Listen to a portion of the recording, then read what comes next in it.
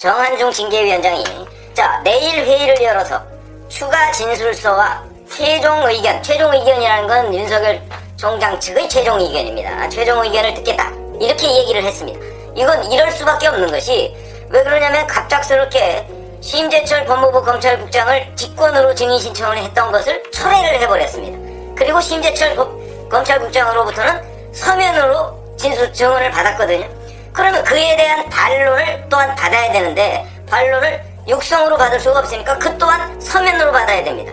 그러려면 심재철 검찰국장의 증언에 대한 서면 답변을 변호인 측이 작성할 시간을 줘야 될 거 아니겠습니까? 그러니까 당연히 어제 그런 일이 있었으면 오늘 회의를 속개해서 변호인 측의 서면 반대 신문 이걸 받아서 그걸 놓고 종합적으로 결론을 내려야 되는 것이죠.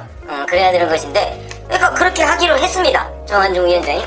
그러더니 자기네들끼리 수덕수덕 회의를 하더니 1시간쯤 뒤에 자 그러면 1시간 내로 변호인 최종 의견을 받겠다 이렇게 얘기를 했습니다. 그러니까 변호인이 거절해버렸죠. 그건 말이 안 된다. 지금 엄연히 심재철 검찰국장 제대로 읽어보지도 못했는데 거기에 대해서 답을 1시간 내로 내라. 이거는 말이 안 된다. 이른바 이거는 시험 시간이 원래 5시간짜리인데 한 3시간 만에 오늘 끝내자 이러는 거랑 비슷한 얘기다. 이래서 이제 거부를 했죠. 그러니까 자기네들끼리 이제 회의를 한다고 하고 그러면서 새벽 4시까지 끌었습니다. 다 작전입니다. 추미애 법무부 장관 아바타들의 윤석열 제거 작전이다. 이건 처음부터 다 예상이 됐던 거 아니겠습니까? 그래서 저는 처음부터 이건 다 정해져 있는 것이다. 다만 기자들이나 외부에서 그걸 모를 뿐이다. 이렇게 말씀을 드렸고 저는 짐작하기에 해임이 될 것이다 라고 예상을 했었는데 그건 틀렸군요. 정직 2개월로 나왔습니다. 정직 2개월이라면 이건 이제 많은 언론에서 이렇게 얘기를 하고 있습니다. 해임을 할 경우에 여론의 무서운 역풍 이런 것들이 두려운 나머지 정직이라는 살짝 가벼운 그런 징계로 머물렀다 이렇게 얘기를 하는데 과연 이게 정직 사유가 되느냐. 근데 징계위원회가 얘기한 것 중에는요. 자 재판부 분석 문건 6가지 징계 사유가 있는 거 아닙니까? 그 중에 재판부 분석 문건 그 다음에 채널A 사건 수사 방해 그 다음에 정치적 중립에 관한 의무 위반 이건 이제 결국은 검찰총장으로서의 위신 손상이죠. 위신 손상이라고 징계 사유가 되어 있습니다. 요 3가지에 대해서는 인정이 된다.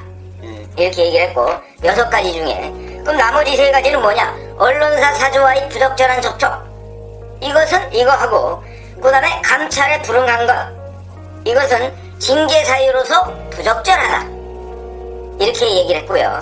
그 다음에 마지막 나온 거 한명숙 전 국무총리 사건에 대한 감찰 방해 이 부분은 무혐의 이렇게 해서 3가지 부분에 관한 징계 사유를 인정해서 이제 정직 2개월이다 이렇게 얘기했는데 이것도 사전에 다 짜고 치는 고스톱입니다. 무슨 얘기냐면 이 중에 한 가지만 인정해도 똑 떨어지게 인정할 수 있으면 해임이 되는 것이고요. 6가지 다 인정해도 사실관계가 뒷받침이 안 되면 정직조차 이루어지지 않는 겁니다.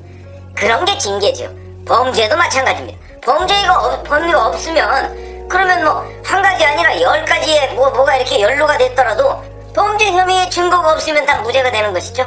징계위원회도 똑같은 것인데 짜고 몇 가지는 마치 이렇게 봐주는 것처럼 또는 저 추미애 장관이 잘못한 것처럼 이거는 오로지 여론의 역풍을 약간 희석시키기 위한 물타기 위한 작전이다. 그래서 제가 작전이라는 표현을 쓴 겁니다.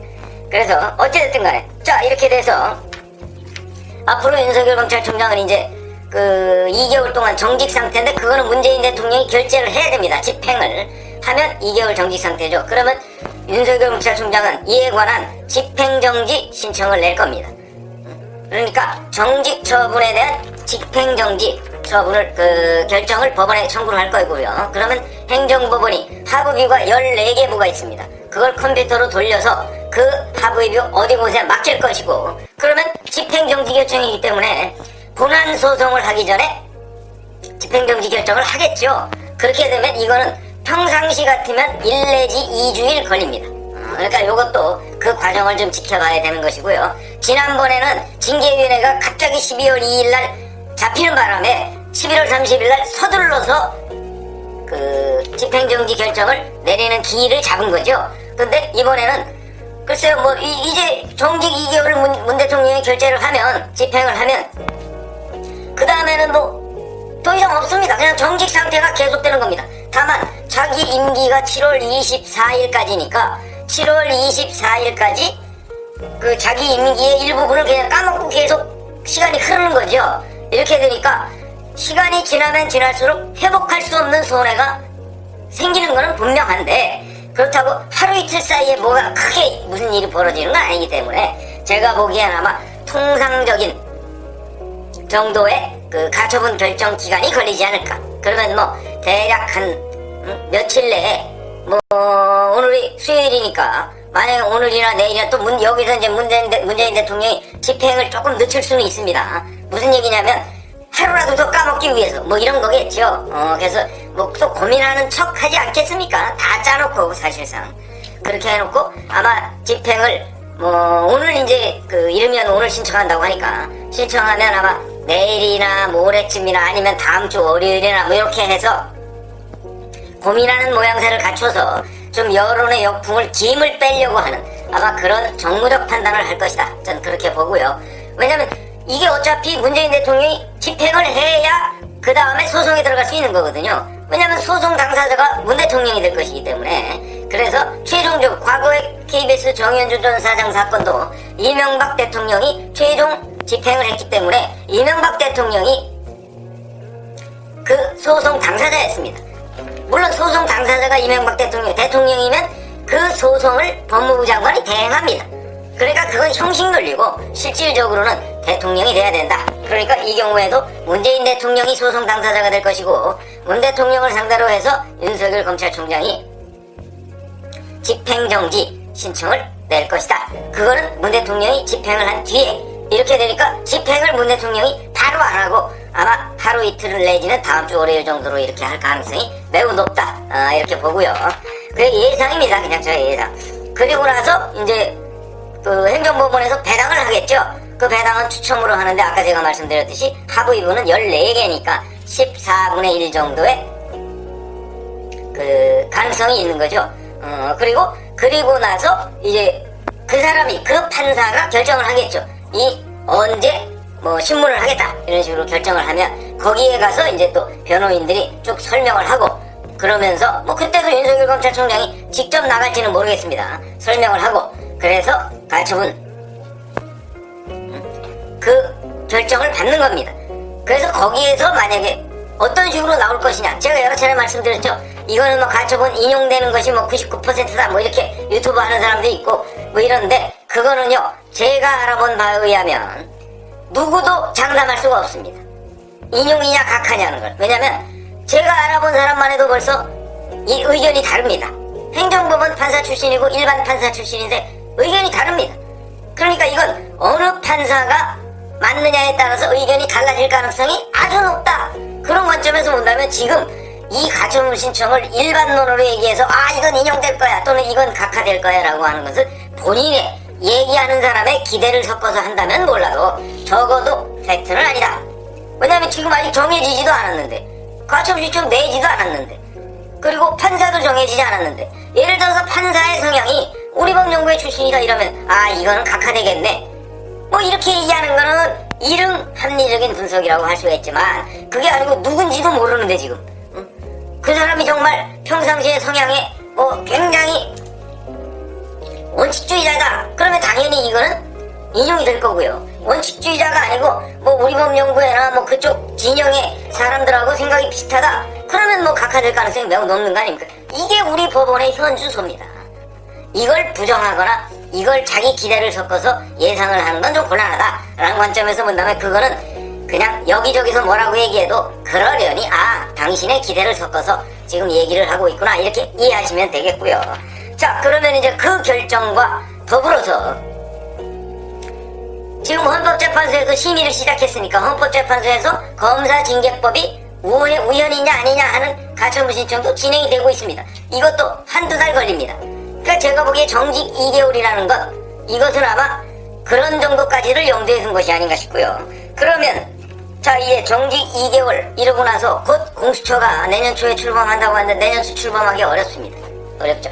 그러면 아마 내년 2개월이면 바로 한다고 해도 내년 한 2월 한 15일 내지 아니 16일 내지 20일 요 사이에 윤 총장이 이제 총장으로 복귀를 할 거 아니겠습니까?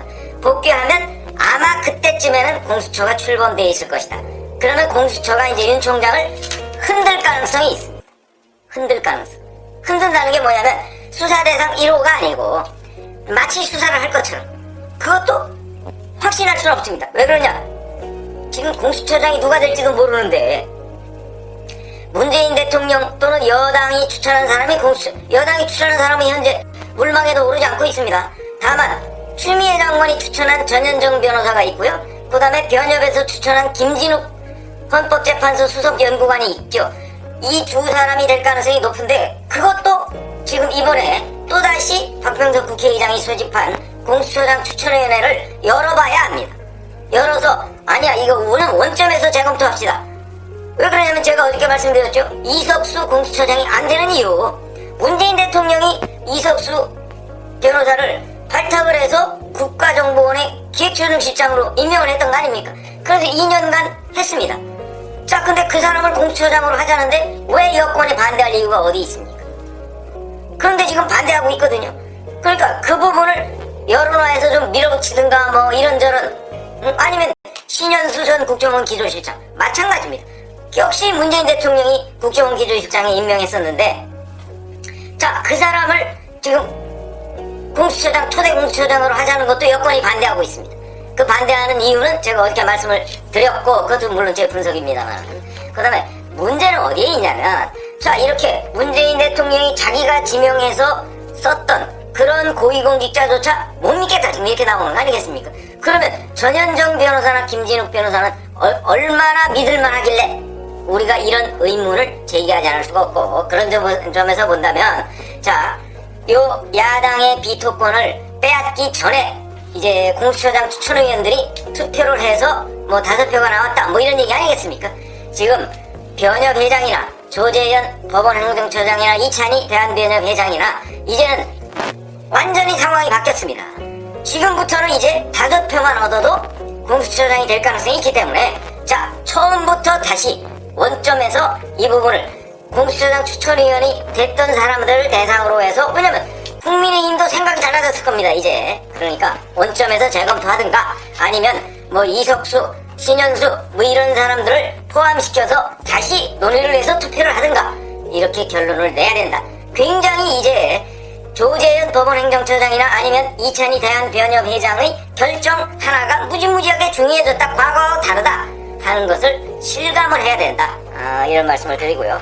자, 그러면 근데 저는 개인적으로 정직 2개월과 해임이 큰 차이가 없다고 생각합니다. 정직 2개월은 결국은 7개월 정도 남은 임기 중에서 2개월을 잘라먹는 거 아니겠습니까? 그리고 나서 2개월 지나면 공수처를 통해서 흔들려고 하는 여권의 계산이 있는 것이고, 해임이라 하면 지금부터 해임해놓으면 여권은 아마 그런 걸 걱정한 것으로 보입니다. 해임해놓으면 윤석열 총장이 곧바로 정치에 투신하는 것 아닌가. 그러면 이제 이 판 전체가 완전히 흔들려버리죠. 지금 그렇지 않아도 그 지지율 1위인데 이걸 걱정했던 것이 아닌가 싶은데, 저는 그 차이가 크지 않을 것으로 본다. 그거는 국민의힘의 대응에 따라서 내년 7월 24일이면요 국민의힘의 대선 후보 경선 과정이 진행될 때입니다. 자, 그러면 윤석열 검찰총장은 거기에 그 정치권에서는 이제 올라탄다 이런 얘기를 하는데, 올라탈 수가 없죠. 자기 현직 공무원인데. 이 사람들이 해임이 아니고 정직을 선택한 데에도 바로 그런 게 있다. 7월 24일까지 윤석열 총장을 잡아놓기 위한 겁니다. 그 전에 풀어놓으면 온 사방을 헤집고 다닐 가능성을 걱정하는 거죠. 그러나 저는 이 계산법이 틀렸다고 봅니다. 무슨 얘기냐? 정직 2개월 동안 계속 법적 다툼을 할 것인데요, 이 부분에 관한 기사가 쏟아질 겁니다. 여전히 전국은 윤석열이 아니라로 흘러갈 가능성이 있다. 그렇죠? 정직됐다고 해서 그 다음에 윤석열 기사가 안 나오느냐? 그렇지 않습니다. 기자들의 습성은 제가 30년 넘게 해봐서 알죠. 그게 아니고 관심 있는 사람한테 기자들은 기사를 쓰게 돼 있습니다. 그렇다면 앞으로 2개월 동안도 계속 윤석열 기사로 도배를 할 것이고, 윤석열이 만약 2개월 뒤에 복직을 하지 않습니까? 그러면 더 많은 윤석열 기사가 나올 것입니다. 여권한테는 최대의 악몽이죠. 그런 상황이 벌어질 것이다. 그렇기 때문에 지금 제가 보건대 여권은 2개월로 해놨으니까 여론이 좀 물타질 거야, 이렇게 생각하는 건 여권의 계산착오일 것이 가능성이 매우 높다. 저희 정치부 기자 경험으로 보면 전 그렇게 생각을 하고요. 그런 점에서 본다면 여권은 나름대로 정직 2개월이라는 자기네들 나름대로는 최선의 수다 하는 꼼수를 부렸지만 실질적으로 이 역풍이 해임 때나 별로 큰 차이가 없을 것이고, 그리고 나중에 복직한 뒤에 후폭풍은 더욱더 커질 가능성도 있다. 그 부분은 제가 이번에 해임이냐 정직이냐도 예상이 틀렸습니다만은 그 부분에 저에 대한 제 예상, 이 부분은 한번 같이 이제 문재인 대통령이 결재를 하고 난 뒤에, 집행을 하고 난 뒤에 상황을 한번 보시고요. 그 다음에 정직 상태에서 과연 윤석열 검찰총장에 대한 관심, 언론의 관심이 걷어질 것이냐, 이 부분도 한번 보시고, 그 다음에 2월 중순에 윤석열 총장이 업무에 복귀했을 때의 상황도 한번 보셨으면, 또 공수처 출범한 뒤의 상황도 한번 들여다보시고 제 예상이 맞았는지 틀렸는지 이 부분을 한번 비교해 보시면 흥미로운